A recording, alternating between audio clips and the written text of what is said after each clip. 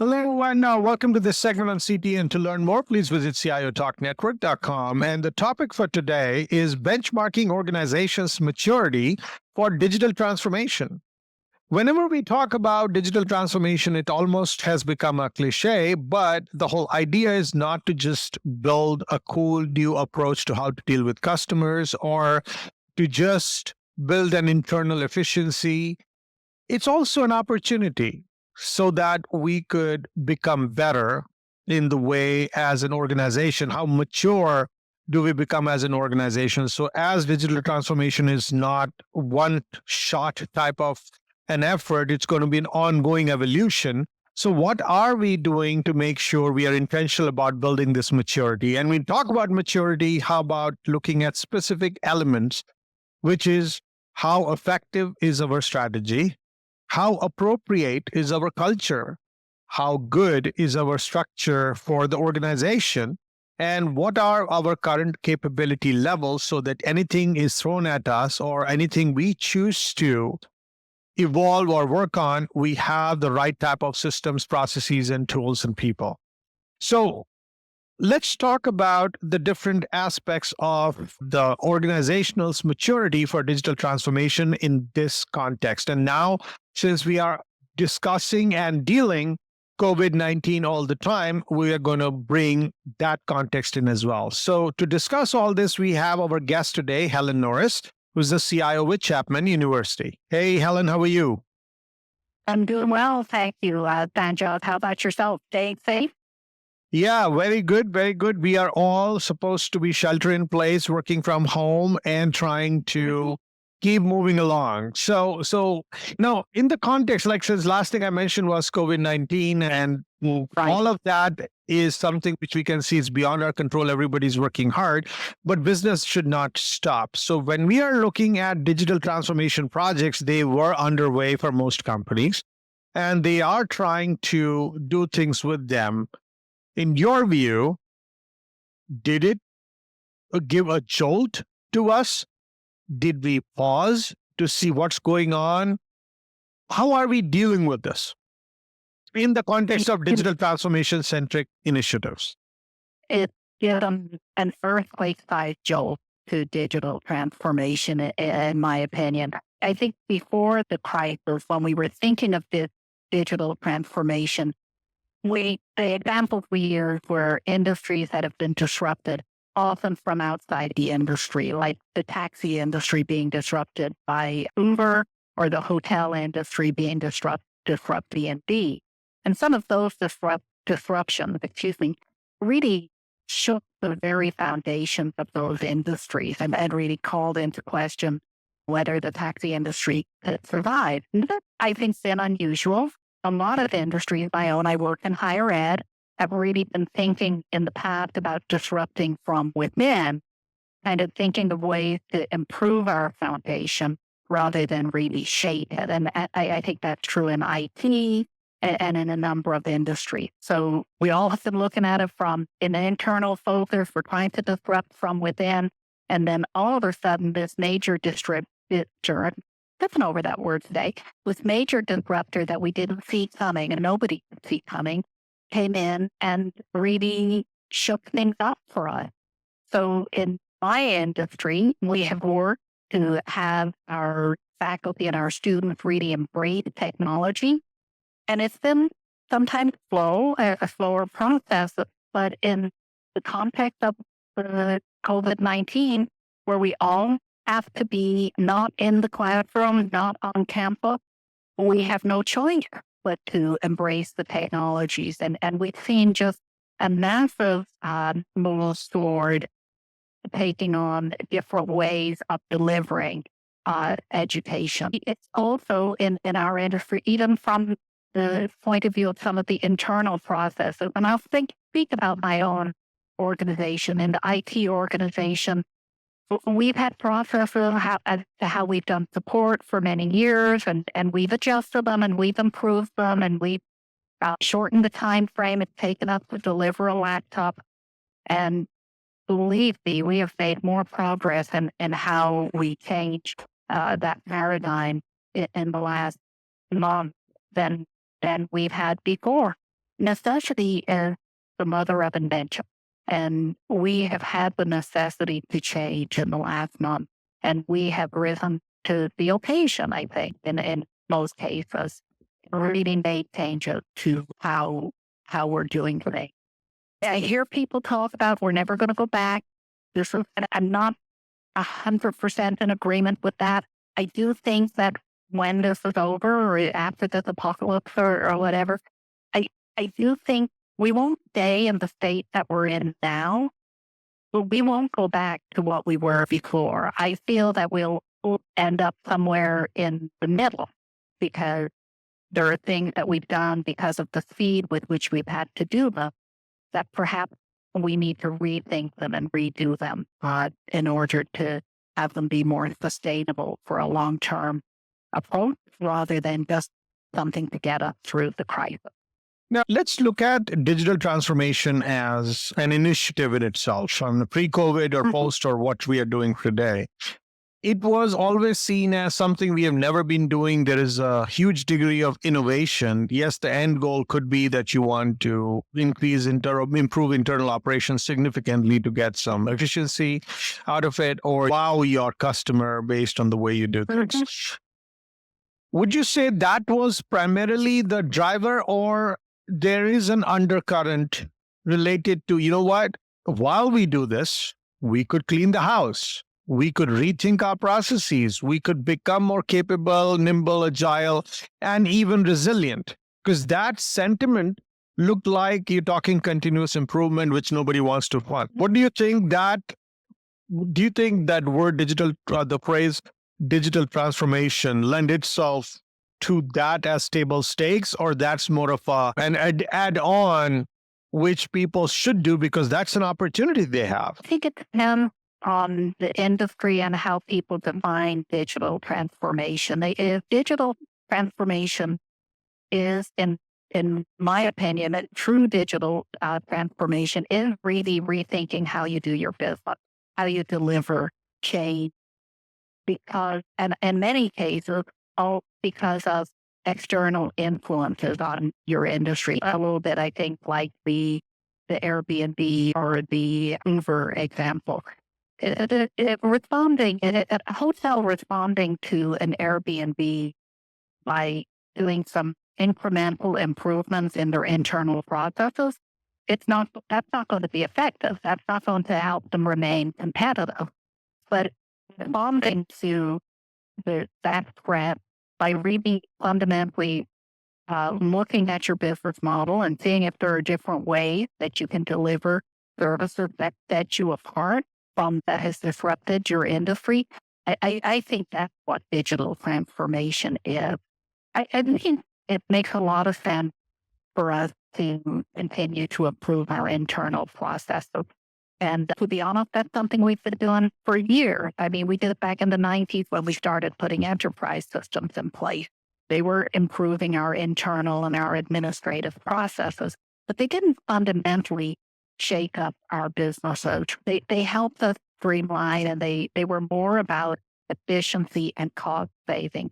I think the difference with digital transformation is in many industries, the focus is not so much on cost containment, but on revenue, driving revenue. And that, I think, is one of the things that we have to think about. That's new for many of us as CIOs, because our approach in the past has been on how can we take these processes and make them and automate them and streamline them. And that's still important. And it's still critical for us to do that. And there are newer technologies like RPA and machine learning and AI that help us do that better. But from the business perspective, I think digital transformation is really about driving new ways to bring revenue and bring customers and to enhance customer satisfaction. So what you just mentioned definitely is the trend, whether you talk about decades ago, the ERP that we were using, or we are talking about the newer, cool digital technologies you're trying to develop. See, as the topic was focused on benchmarking and organizational maturity for digital transformation, which is to say, first, let's define the benchmarks, then measure against them at T0, strategy effectiveness, cultural appropriateness, organizational culture, the capabilities that we have. And then as we go along these different projects, we stay intentional that we move a needle in each of these areas. And if we do that, then we would not just get a reward or an award for being the best digital company. We are actually becoming intentional about taking what would come after digital and taking it on with confidence, because you're focusing on the core fundamentals and the core, what gives us the core strength as a company. But if there is no benchmark, what you don't measure, you cannot improve. And not very many companies have even created such benchmarks or have made their respective benchmark for their own organizations, let alone measuring it. And they're chasing the next cool thing. So it doesn't really move the organization forward besides that one feature or one approach they improved in the business. That's what we are fundamentally looking to dig deeper and see, is that something viable or is it a pipe dream? If it is being done, to what degree it's being done? Okay, well, I think it's very tough to think about the benchmark. And I do agree that a lot of organizations, we get very focused on some cool technology and we want to implement it because we hear that's the way to go. And we don't think about the measurements to see if it was truly effective. I think a good example of that, for example, are the use of chatbots in providing services to our customers. So I hear from a lot of people on my service desk, I'm going to use chat to give better service. But what are we really trying to do? If we're going to introduce chatbot, which is a great technology, and artificial intelligence into our service industry, how are we going to see if it's really successful? Or are we going to look at things like quicker closing of the ticket, providing the answer to the person who's calling in a faster way? What about the experience of the end user? How do they feel when they get in and they're achieving service through the chatbot?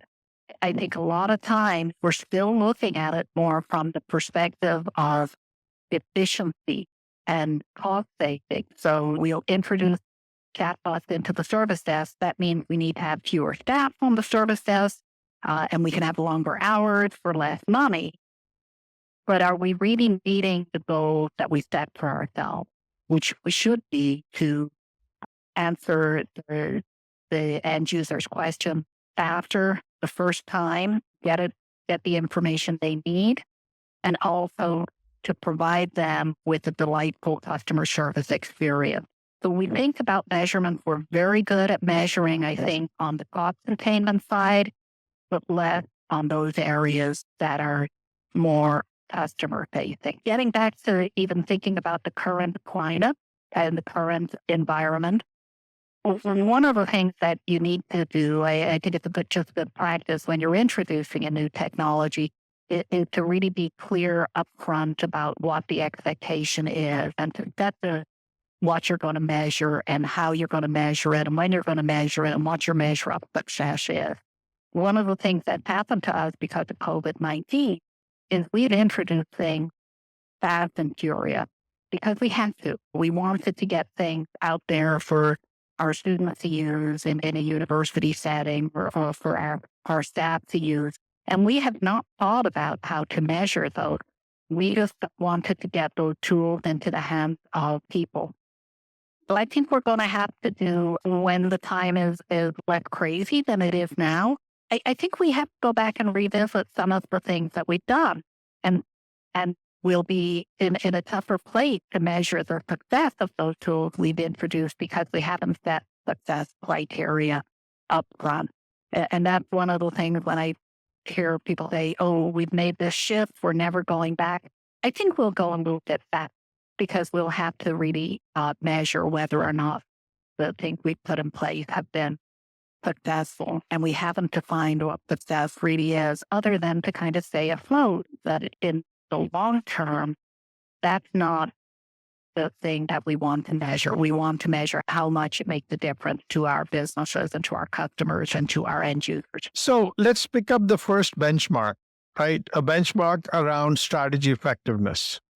So, which means that we will start and say, okay, this is our strategy, and you may not be starting from literally from scratch. You may already be underway. So far, if you have built a strategy and you have been working based on strategy, how effective have you been to keep everyone on the same page and keep them all aligned around the very vision? Because vision would drive strategy, will drive execution. So if you created a strategy, you started working on it, are you effective? Is that strategy effective, or you have to continue to improve it to get where you want to go? Do you think there is a kind of benchmark an organization can develop, which then they use as a yardstick, if you will, to make sure that strategy effective, or rather strategy effectiveness measure is a good measure, and then it's accurately measured in the first place, and that keeps us all in alignment. If we see the lack of alignment, we know how much of lack of alignment we have, so we become intentional about bringing it back in. I think when you talk about measuring strategy, it's got an additional challenge in that the strategy effectiveness, it's got an additional challenge in that it is a really long-term measurement. You set a strategy, you define a strategy. First of all, you have to have clarity around what that strategy is and what your goals are with that strategy. But it is, by definition, a long-term approach. So so setting the benchmark around that, or setting the metrics around that, becomes much harder, because in some organizations, the strategy could be to completely shift how the percentage of revenue that comes from a different area, and the strategy is kind of setting at that level. So that, I think, is very difficult to do. The approach that I have seen have success is really take those strategies, that outline, and break it into a more focused set of high-level goals and be able to measure around that. For example, we want to be in a university. We want to be our strategy might be to improve our standings in across the country, to be a more highly ranked university. Well, the measurements there is actually pretty easy, but how do you get there in that strategy? Well, you have to improve our student body. We have to improve our faculty. So all of those things, I think, become things that we have to measure as we go over, move in the direction of the strategy that we set for ourselves. Now, when we talk about for the strategy, that is good. But then once you build the strategy without having the right type of people and the right type of org structure and org design, people will go all over place, or there would be conflicts and there would be tug-of-wars, if you will, or we would be having confusion. And that happens in many companies, especially when they're trying to bring about change at any level. But then organizations would willy-nilly, I'm not going to grossly generalize here, but a lot of times people would put thoughts in there, but it looks a little chaotic or ad hoc in the way they think about org structure, without having a certain benchmark to say, if this org structure is at this level, this is the outcome I'm getting. They could use historical data, they could work with third parties, whatever that is. So we change organization, we restructuring versus re-engineering. And that creates a whole lot of leakage before they realize this did not work well. And then you again go back to the same staff and say, now we're going to change this again. So what they start saying, oh my God, this is going to happen on a weekly basis. I would not know what's going on, and they lose steam. So if we had a benchmark of saying what kind of organizational structure or processes level maturity we will bring over a period of time, then you have a stepwise plan on how we will grow in maturity. And you'll take one bite at a time. But what would that look like in context of digital transformation? How should our org structure be formed first? And that when, what second step should you take in that regard, and what's the third? So I think the question that you're asking is really there's two different perspectives or two different lenses that we need to look at it through. The first is around, we're essentially talking about leading our organization through massive change. So that's the first lens I'm going to talk about. And then I think you're really talking about culture in the organization and how, and different organizations have different cultures and different readiness levels for change and for digital transition. So I want to get into that a little bit. But first, I think leading an organization through digital transformation, it is about leadership, and it's all of the tools that we use as leaders really are amplified in this journey toward digital transformation. So it's all of the things that we should practice as leaders on a daily basis. It's good and clear communication, making sure that we are communicating on a regular basis with our team around the strategy and around the steps toward toward that strategy. And I want to be clear that communication is a two-way street, right? It's not just about the leader coming out and talking to the organization about here's how we're going to move and here's how we're going to achieve this digital transformation. Communication is really about listening. And our people in many organizations are our strongest assets. And so it's very important for us to have that great communication back and forth with our team. What's interesting, and I'm going to be a little bit on a tangent, but in the current environment with COVID-19, where we've been physically separated from our teams, and I know that many organizations have global teams and they're all physically separated, but this is new for a lot of us.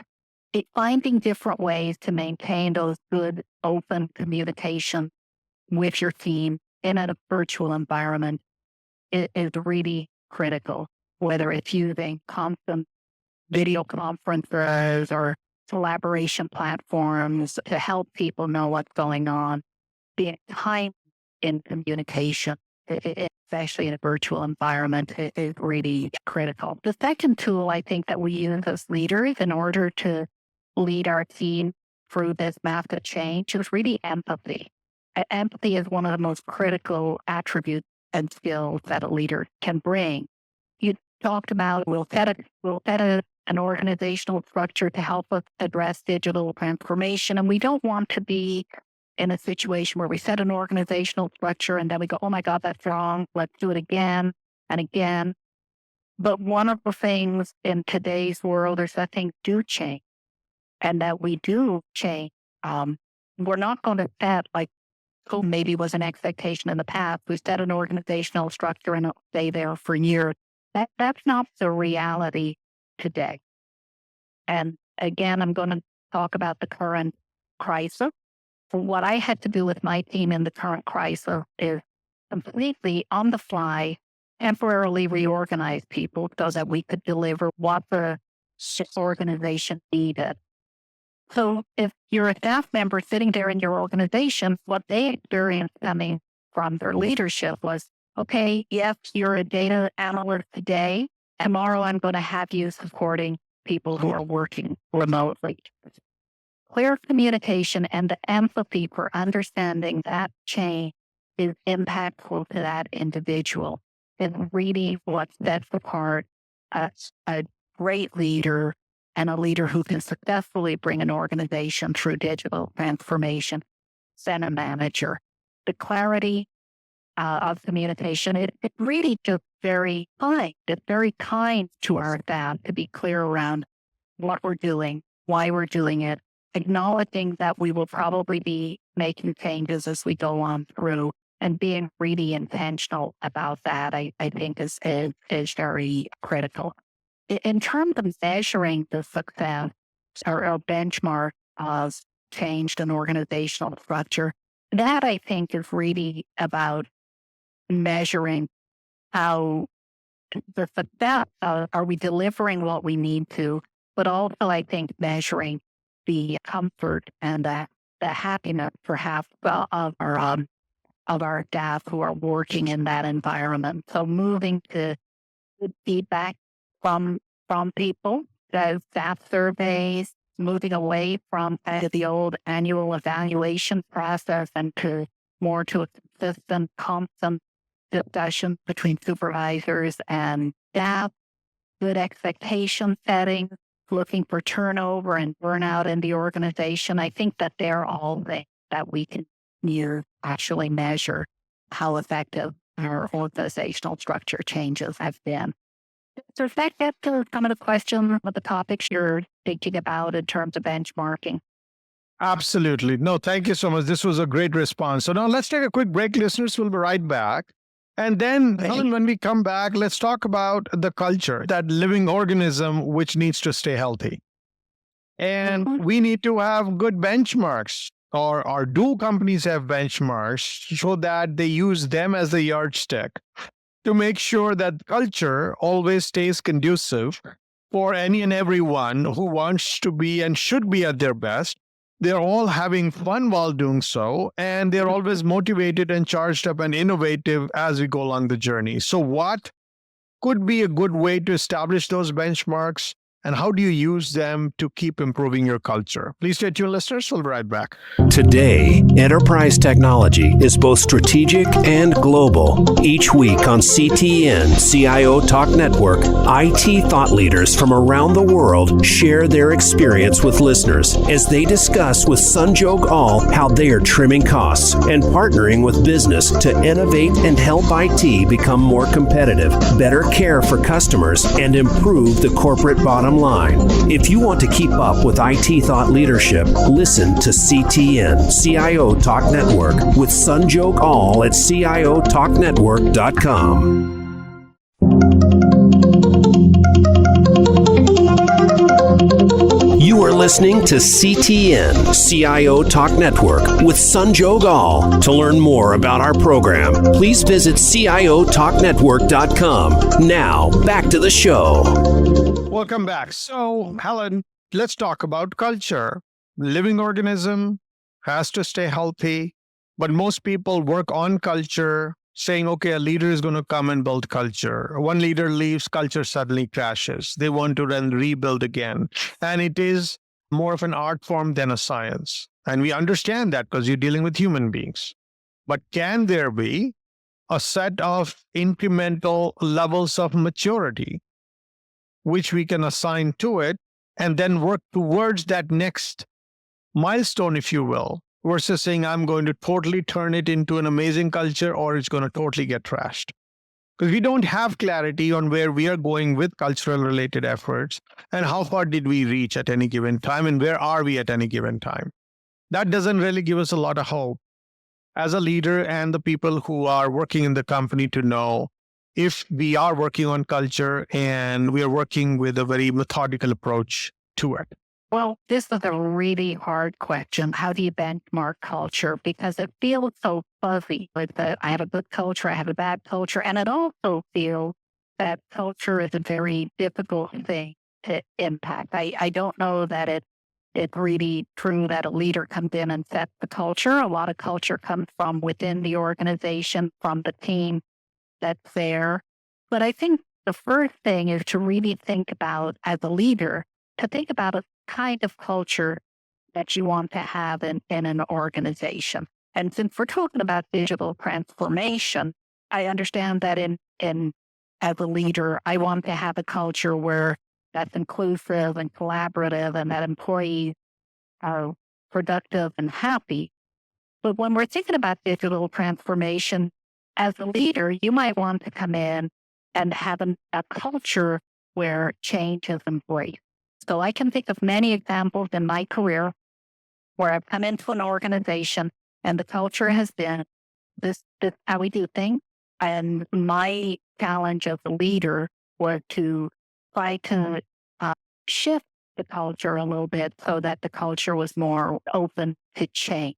So I think that's the first thing, is you've got to really think about what culture do you want to have in your organization, and then evaluate the culture that you currently have and think about what the difference is. And I recognize that some of these culture words are a bit fuzzy. I want a culture where staff are productive and happy. Okay, so happy, how do you define that? And then how do you measure it? But I would argue that there are ways that we can measure things like employee productivity and employee satisfaction in terms of the culture. I would say that we can, if we define that we want a culture that embraces change, there are ways we can measure whether or not we embrace change. I mean, we can look and see if we change things. Or you think of culture as we have a collaborative culture. I hear people say that all the time, right? In our organization, we're collaborative. That's our culture. Okay, so how do you measure that? How do you ensure that you're actually being collaborative? I think that there are ways we can do that. So it's really about defining the culture you want to have, what the values, some of it is very values-based, what the values are that are associated with that culture, and then breaking it down to pieces that can be measured, like staff satisfaction, like how quickly we can change from one system, if you will, even to another, and how truly collaborative are we if that's the culture you want to have in your organization. So I think it's really difficult because it feels fuzzy, but I think you can take those fuzzy things and maybe it won't be quite the same as measuring how many calls we took at a call center or how much our revenue increased over the last 12 years, or maybe it's not quite the same as measuring the growth of the COVID-19 virus that we can see on the graph. But we can measure things around these fuzzier thoughts, perhaps mostly through surveying. So does that? Yeah, you know what? Frankly, it's not an easy question to answer, but you definitely gave it a good shot because the culture itself can mean so many things to so many people. And that's where, while we understand that not everyone on the planet would think exactly the same, but we are more appealing to the leaders to become intentional about giving it some qualitative or quantitative measure. Because if you don't, then it's not going to, your efforts are not going to reach their maximum potential, right? To say the least. So that's it. Can I build on one thing that you said? I really like that you use the phrase qualitative versus quantitative.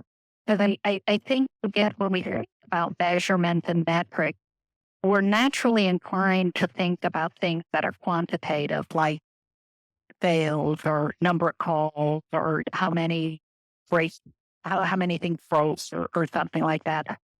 Qualitative is a form of measurement too. And certainly when you're thinking about culture, and in some ways, when you're thinking about customer service, these are most qualitative things. So we can learn from how we've measured qualitative things like customer service in the past as we look at things like measuring culture.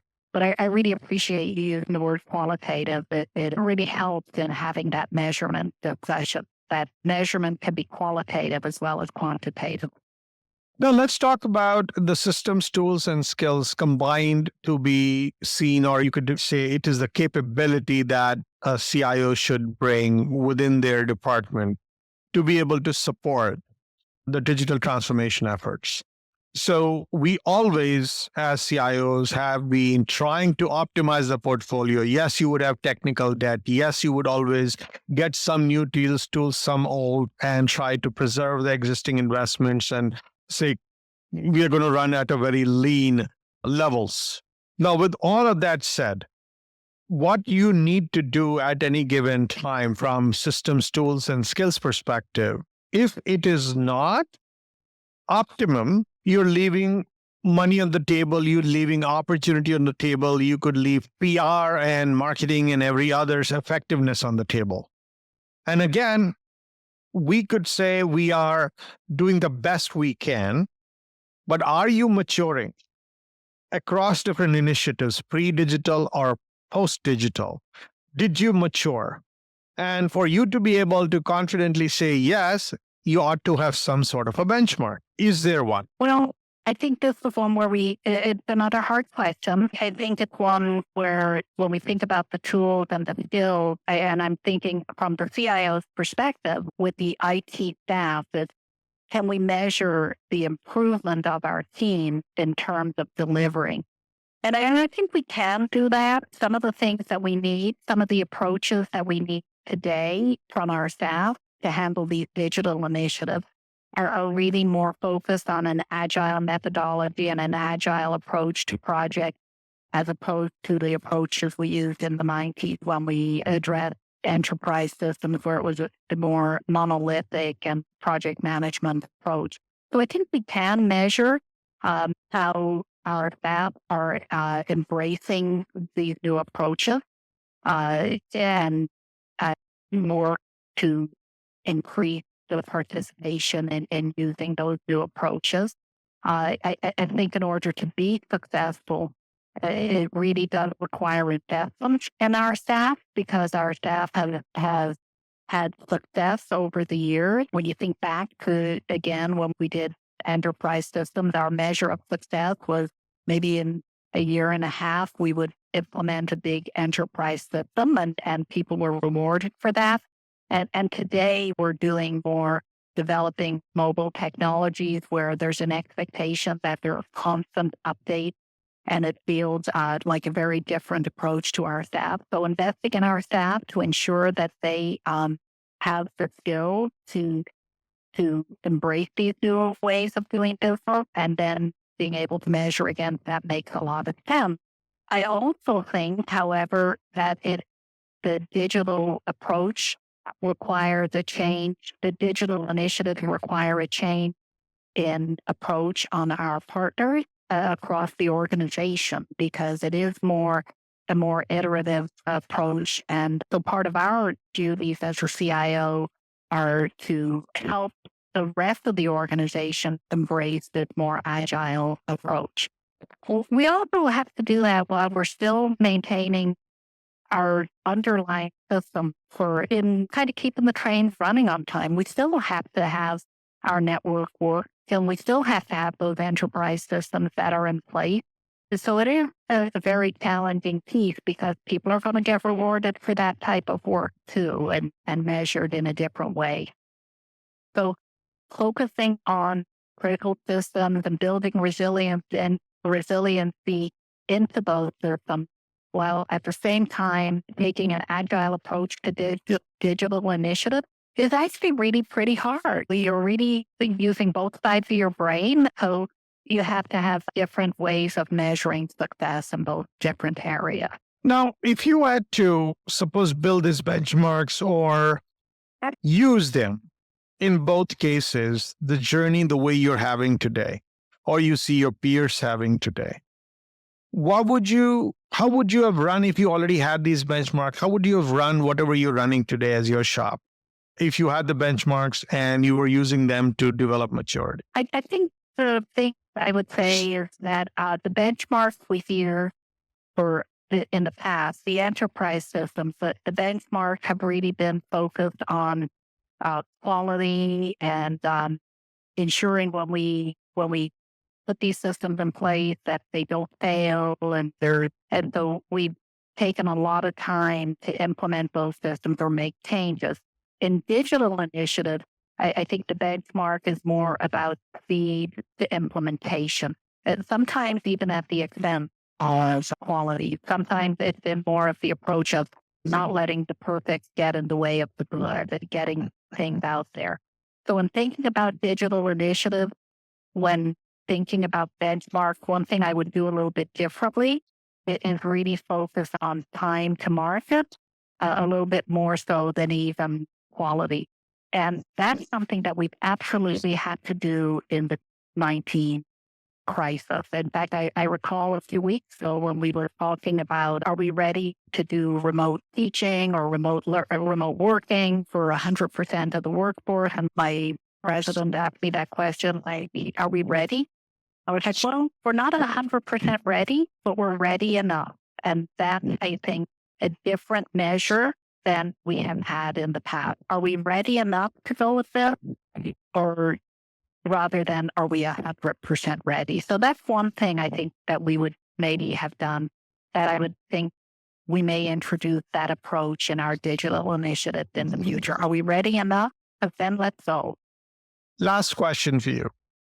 Think about other areas that we spoke of, from strategy to culture to organizational structure to capability levels. How about thinking about a benchmark for the leadership style, or rather leadership maturity? Because in organizational maturity requires us to become more mature as the way we lead. Yes, people could have different leadership styles, but leadership as a discipline, which is required in today's day and age and beyond, that needs to mature as well. So what would you say, or rather propose to the leaders out there, what kind of benchmarks they can create? Because not just they themselves should be seen as leaders, but their goal or their role as a leader is to develop other leaders. But if they did not have a benchmark, how would they know this person has become better than what he or she was, say, 2 years ago or a year ago? So, Sanjog, all of the questions you've asked about benchmarking culture have been really hard, but this one is the hardest. How do you benchmark success for a leader? It's really hard to benchmark because some of it is about style. As leaders, we need to be inclusive and participatory and collaborative. And then to your point, it's not just about you as a leader or the CIO as a leader, but how they infuse leadership in the organization and create, and I borrowed this phrase from a colleague, a very leaderful organization. And it's how do you benchmark that? I think it's very difficult to do so. But one thing I would say to leaders out there, if I could just leave with one piece of advice around benchmarking how successful you are as a leader, I think the critical thing is for us as leaders to seek feedback. That's, I think, the only way we're going to address the measurement of our success of leaders and other leaders in the organization. It's not necessarily natural for us to go out and say to people at all levels of the organization, how am I doing as a leader? What's working? My goal as a leader is to be collaborative. My goal as a leader is to be inclusive.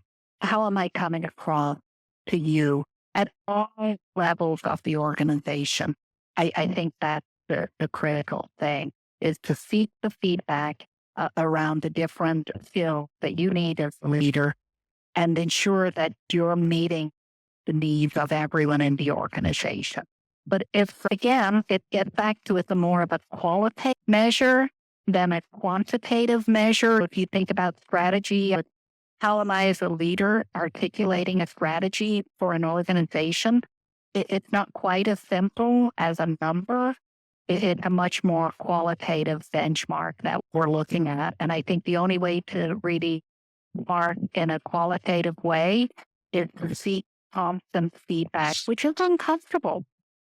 Constant and honest feedback. And that, I think, is what leaders need to do as we move forward in this world. On behalf of our show and the listeners, thanks so much, Helen, for sharing your insights. I know these are not the easy questions, but then a good conversation like this could hopefully provoke thought among all the listeners who are trying to get better themselves and also take their organization to the next level. So this was amazing input. So thanks so much again for taking the time.